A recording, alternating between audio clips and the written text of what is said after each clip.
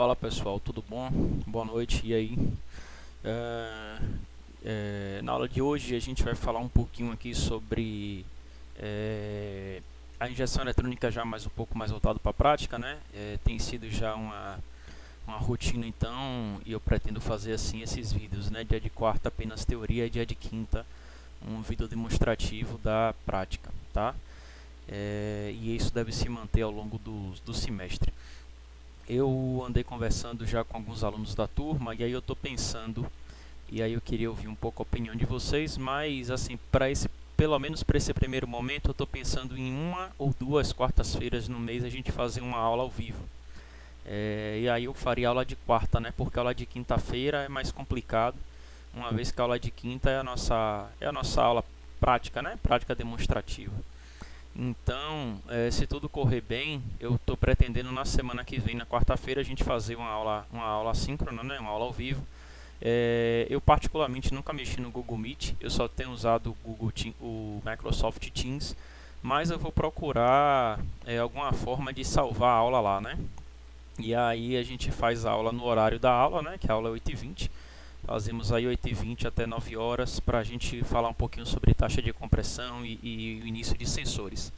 E aí é isso, a gente faz pelo menos uma vez no mês, eu acho que fica legal. A gente vai ter aí um leque bom de opções, a gente vai ter uma aula gravada, né, 100% teórica, uma aula sempre demonstrativa, com vídeo na prática, e pelo menos uma vez ou duas vezes no mês uma aula ao vivo, tá? Depois deixem para mim aí no mural aí se vocês concordam e tal, se todo mundo tem condição de acessar, porque se a gente perceber que apenas uma parte da turma está com condição, a gente vai rever isso daí, viu? Mas a priori, quarta-feira da semana que vem, dia 26, a gente faz aula ao vivo, tá? E aí, para mim, abre aqui uma telazinha para gerar um link no Google Meet. Eu devo utilizar esse link, enfim. A gente vai conversando e vai dar tudo certo, tá? Bom, vamos para a aula então. Lembrando que ao final dessa aula vocês deverão fazer uma síntese, tá? Eu ia colocar uma atividadezinha, uma foto de um motor para vocês sinalizarem onde é que eram os sensores e atuadores. Só que aí eu pensei bem de ontem para hoje, né? Eu tinha pensado nessa atividade na segunda, mas aí eu pensei bem de ontem para hoje. E aí eu acho que ainda é muito cedo, então eu vou preferir que vocês façam uma síntese sobre o que são os sensores e atuadores da injeção eletrônica, tá? Sem mais delongas, né, o sistema de injeção eletrônica então ele é formado por múltiplos sensores e atuadores que são responsáveis pelo gerenciamento eletrônico. A gente pode fazer uma analogia com a central eletrônica, o cérebro, os sensores, os sentidos humanos e os atuadores, os músculos, tá? Os avançados sistemas existentes no mercado aplicados aos motores de combustão interna são capazes de controlar os parâmetros de funcionamento do motor, otimizando o seu rendimento. Então, o que é que diferencia um sistema muito atual de gerenciamento eletrônico do primeiro sistema de gerenciamento eletrônico? Basicamente, a primeira coisa, a velocidade ou a capacidade, né, de interação, ou seja, os sensores de hoje eles são muito mais precisos e mais rápidos, né, do que os sensores mais antigos. E a quantidade, né, aí são duas coisas, né, mas seria a quantidade e qualidade do sinal. Ou seja, a gente tem hoje muito mais sensores para que a gente consiga ter um melhor controle do nosso sistema e a gente tem uma qualidade muito maior. Porque como a gente tem novas tecnologias, né, materiais melhores e tudo mais, a informação ela é passada de uma forma melhor. Entenda que o sensor de um motor é algo que vai captar uma condição física do motor, transformar em elétrica e passar para a central eletrônica. Então não é nada tão simples assim, né? Pense você aí, vamos fazer uma loucura aqui na cabeça agora. Imagine que você precisa passar a informação. Toda vez que você fecha a mão, imagine você aí fechando a mão, toda vez que você fecha a mão, um sensor precisa ler a informação de quanto você fechou a mão e de quando, então é quanto a quantidade e quando o momento que você fechou a mão e passar para o seu cérebro. Então, sim, perceba que é algo relativamente complexo, né? Então, os sensores eles têm essa função dentro do automóvel, tá? Vamos passar aqui mais um pouquinho. Bom, aqui tem uma série de sensores e atuadores. Esses aqui, isso aqui na verdade é uma fotografia aplicada para motocicleta, né? Perceba que esse sensor de inclinação ele é muito mais voltado, tem até a fotozinha da moto, né? É mais voltado para motocicleta. Né? No carro a gente tem um sensor parecido com esse, sensor IAU e YAW, que aí seria a inclinação da carroceria, mas ele não tem a função de desligar o sistema, né? Ele não desliga o gerenciamento eletrônico. Esse sensor é aplicado para outras coisas, né? Correção de trajetória, quando a gente está falando de módulo de estabilidade, se a gente estiver com um carro conversível, é a explosão do Santo Antônio para proteger a pessoa e uma série de outras coisas aí. Mas aqui a gente tem alguns sensores que, apesar de ser o sistema de gestão eletrônica da moto, eles são também aplicados para o nosso automóvel, né? Tem sensores e atuadores, que eu estou vendo aqui já a bomba de combustível, e a bomba de combustível e o bico injetor, ó. São dois atuadores que a gente tem aqui, né? Sensor de temperatura, que é sensor e tudo mais. Bom, e a central eletrônica, né, por sua vez, é um computador e ela pode receber nomes como ECU, ECM e tudo mais, a centralina, e é considerado o cérebro então de todo o nosso sistema, né? É ele que entende as informações passadas pelos sensores e ela toma diversas decisões com base nos atuadores, né? Eu vou falar isso no vídeo, mas os sensores mais importantes, sensor de rotação, sensor do comando e o sensor de oxigênio. E os atuadores mais importantes, os atuadores são o TBI, o corpo de borboleta, os bicos injetores e a bobina de ignição, tá? Bom, vamos pro vídeo, que o vídeo hoje é um pouquinho longo, tem quase 20 minutos. Assim que acabar o vídeo, então, eu vou encerrar o vídeo, eu não vou nem voltar aqui com vocês, a não ser enfim, aconteça alguma coisa errada no vídeo. Mas vocês aí fazem essa atividade, tá? Isso aí, galera. Deixa eu colocar aqui. Fala pessoal, beleza? Na aula de hoje a gente vai falar um pouquinho sobre o gerenciamento eletrônico de motores, tá? Na aula da semana passada a gente já falou um pouco da história, o porquê ocorreu o aparecimento da injeção eletrônica, toda aquela questão das leis, né, a legislação ambiental vigente da época, né? E aí já deixei para vocês aqui até no vídeo de ontem, né, falando um pouquinho aí sobre o L7 e o L8, né, que são as próximas fases que a gente vai ter aí em relação às emissões evaporativas aqui do nosso automóvel, tá? O objetivo da nossa aula de hoje aqui é apontar para vocês alguns dos sensores e atuadores que a gente tem aqui no nosso veículo, né? Esse vai ser o veículo que foi escolhido aqui para a gente poder fazer a nossa prática ao longo desse semestre. Então, esse carro depois a gente vai colocar ele lá para dentro e à medida que a gente for avançando nas nossas aulas, a gente vai estar fazendo todos os nossos testes aqui. Eu tô tendo cuidado, tá ventando um pouquinho, tá? Então pode estar com um pouquinho de ruído aí na gravação, mas aí vocês voltam o vídeo um pouquinho rapidinho, beleza? Porque a gente não consegue ter uma hora aqui sem vento.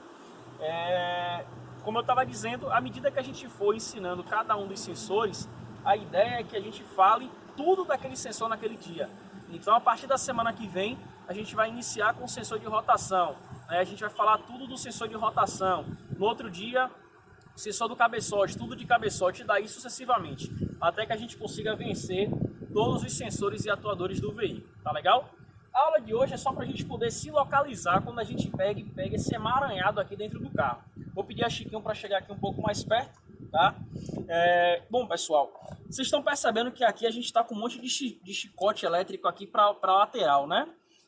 Esse veículo ele tá assim, porque isso aqui foi um PI que alguns dos colegas de vocês fizeram, em que eles tiveram essa aula de gerenciamento eletrônico, mas era muito difícil a gente conseguir ficar espetando os fios toda hora.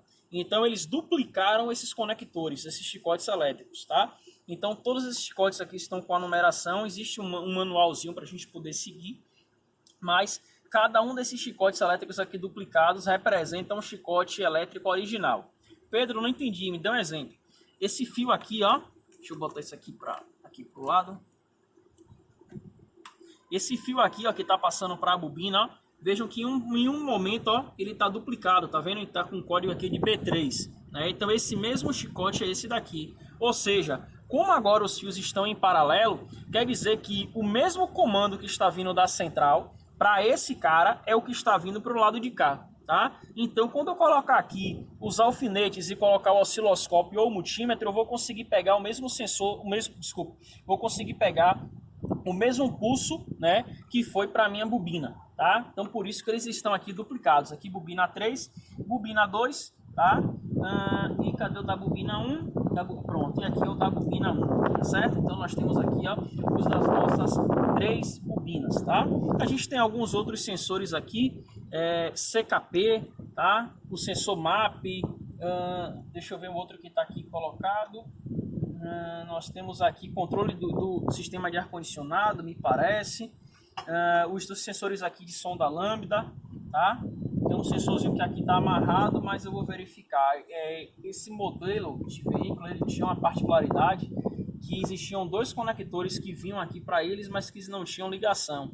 Muito provavelmente foi o mesmo chicote, era motor protótipo, né? Então foi o mesmo chicote protótipo que usaram de algum outro automóvel, tá? A gente tem aqui, bom, vamos de qualquer forma aqui dar uma aula aqui superficial aqui para vocês. Basicamente a gente tem sensores, central e atuador, né? Sensor é tudo aquilo que pega informação e manda para a central processa a informação e o atuador executa essa atividade. Os sensores principais do automóvel, né? Os 2 principais que vocês jamais poderão deixar de conhecer na vida de vocês são 2, né? Já que são os 2 principais, né? Desculpe pela redundância. É o sensor de rotação. Todo sensor de rotação ele fica posicionado lá embaixo, lá no virabrequim. E o sensor de oxigênio, tá? Então nós temos um sensor de rotação lá embaixo, né? Os meninos devem ter puxado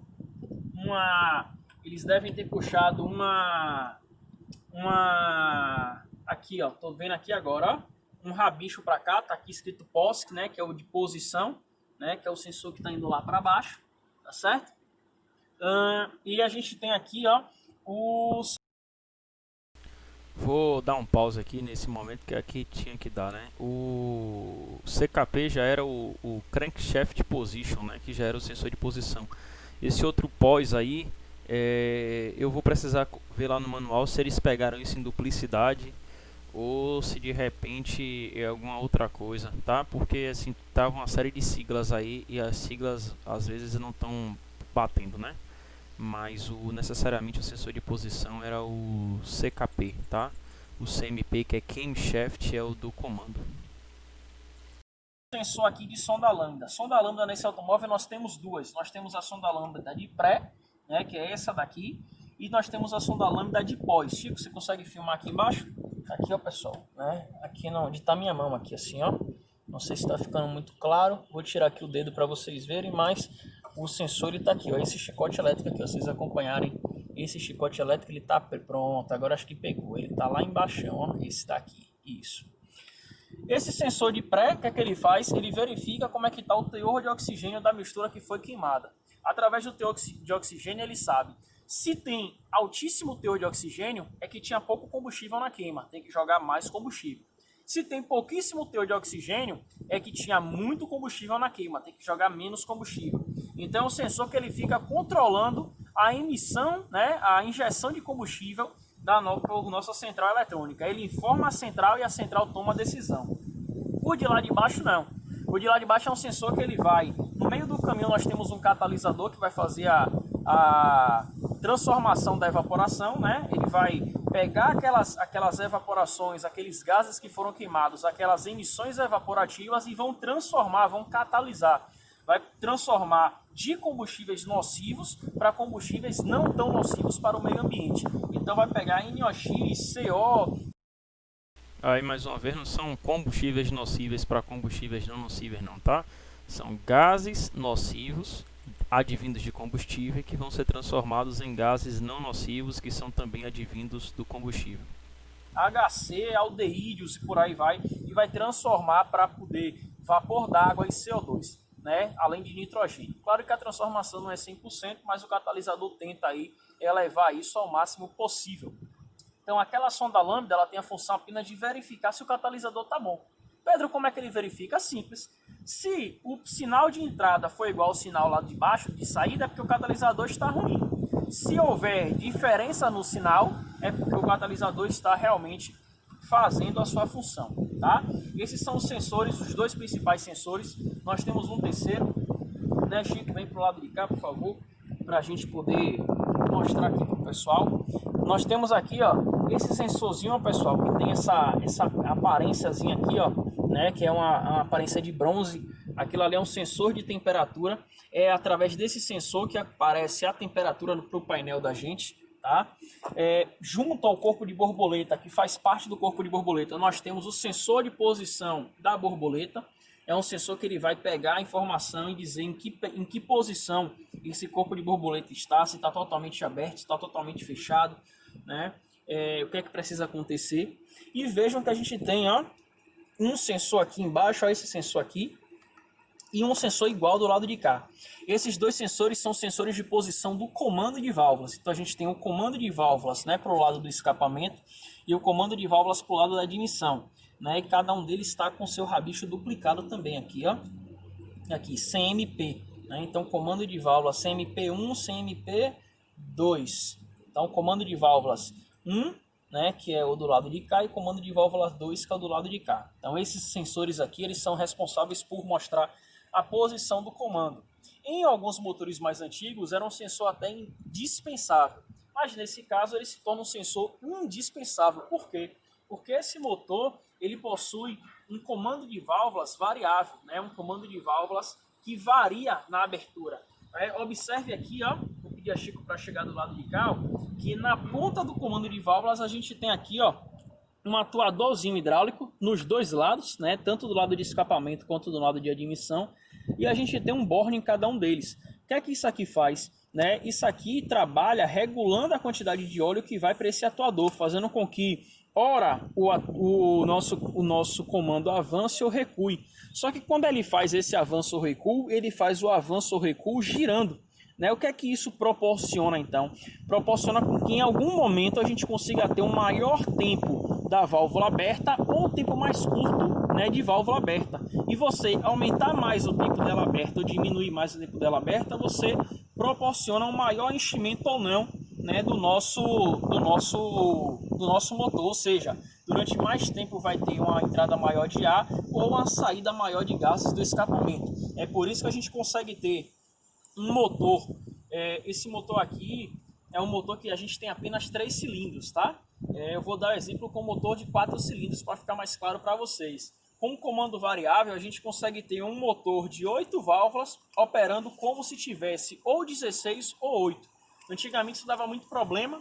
Motores de 8 válvulas, eles têm uma saída mais rápido, eles são mais rápidos na saída, entregam mais torque rapidamente, porém eles perdem velocidade final. Enquanto de 16 válvulas, né, por ter mais componentes para poder se movimentar, né, por ter querendo ou não, uma diferença do comportamento de fluxo para mistura dentro do motor, fazia com que a saída do 16 válvulas fosse mais devagar, porém a velocidade final fosse maior. Então, quando a gente tem um comando variável, a gente consegue ter o melhor dos dois mundos. Consegue ter a arrancada de um 8 válvulas com a velocidade final de um 16 válvulas, né? Mudando apenas o quê? O tempo que a válvula permanece aberta, né? Fazendo com que ela, ora trabalhe como se fosse 8, ora trabalhe como se fossem 16, tá? E aqui, pessoal, eu falei um pouquinho aqui dos sensores, eu vou falar um pouquinho dos atuadores. O primeiro atuador foi esse do comando, né? O comando é um atuador, ou seja, ele recebe informação, ele recebe o sinal, desculpe, o pulso e trabalha. O outro atuador aqui é a bobina, ó, são essas que estão logo acima. Embaixo da bobina a gente tem as velas que vão pegar essa alta centelha gerada pela bobina e vão fazer a geração, né, da nossa queima, ou seja, pega a alta tensão, transforma em centelha, a mistura entra em contato com a centelha e acontece a queima, né? Então elas são as principais responsáveis pela geração da queima dentro do motor. E do lado de cá, que fica um pouquinho difícil de ver, a gente tem a presença aqui, ó, dos nossos bicos injetores, né? De cara já percebam uma diferença. Esse bico injetor ele é um pouco diferente, que ele é em L. Ou seja, ele tem um conector azul aqui na ponta e outro conector azul mais claro aqui embaixo. O que é que isso quer dizer? Quer dizer que esse tipo de motor, ele podem procurar aqui por fora, Chico deu um zoom para fora assim, ó, ele não tem reservatório de partida frio. Isso aqui, ó, é o reservatório de arrefecimento e aqui é o reservatório do esguincho. Ele não tem reservatório de partida frio. Por que não? Porque aquele conector em L, esse que está aqui, isso aqui é uma bobina, que ela esquenta o combustível à medida que o combustível passa, e aí quando o combustível passa aquecido, ele é injetado. né? Isso fez com que todos os motoristas que utilizavam álcool, né, etanol no tanque, não precisassem ficar completando com gasolina no tanquezinho de partida frio, quando as temperaturas estavam baixas, já que o etanol tem uma dificuldade de funcionar quando o motor está em temperaturas baixas. Beleza? E aí por isso que ele tem esses dois conectores. Então, os principais atuadores, bobina, nesse caso desse motor, né, são as bobinas, o nosso comando variável, o nosso bico injetor e o nosso corpo de borboleta, que quando a gente pisa no acelerador, o corpo de borboleta ele aciona ou não. Beleza? Então, para a gente lembrar sempre, sensor de rotação lá embaixo, perto do virabrequim, pode estar na frente do motor na poleira, pode estar no fundo, lá no volante. Sensores de oxigênio são sempre dois, então um antes do catalisador e um outro depois, tá? E os sensores do cabeçote, beleza? Esses três aqui, fundamentais, os dois primeiros são essenciais vocês saberem. Nos atuadores, os principais, as bobinas, né, que tem ligação junto com as velas, então as bobinas que vão receber 12 volts e gerar alta tensão, né, 60 mil volts, e os bicos injetores e o corpo de borboleta, são os três principais, tá? Outros que a gente viu também aqui, ó, o sensor de temperatura do líquido de arrefecimento, conhecido como ECT. Em algum ponto aqui, geralmente no coletor de admissão, a gente tem o sensor de temperatura do gás que está entrando para o motor, que é conhecido como IAT ou IAT. Nós temos o MAP, que eu comentei logo no início da aula, mas não disse para que servia. É o sensor que mede a pressão atmosférica lá no coletor, tá? E, bom, eu acredito que seja isso, pessoal. De cabeça aqui, olhando aqui, não estou me recordando de mais alguns outros não. Em algum ponto aqui desse automóvel a gente vai ter um sensor aqui de knock sensor, né? Sensor de batida ou sensor de detonação, mas eu não estou conseguindo localizar ele aqui para mostrar para vocês. Beleza?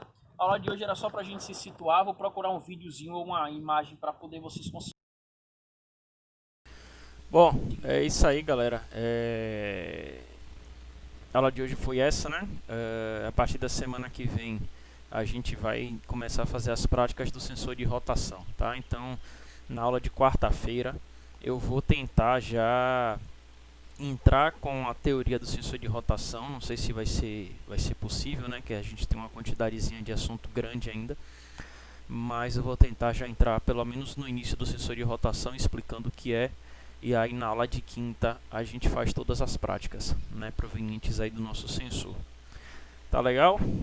É isso aí, façam a síntese. Hoje já é quinta, então um bom final de semana para vocês. Qualquer coisa me envie um e-mail. Beleza? Valeu, galera, um abraço, tchau, tchau.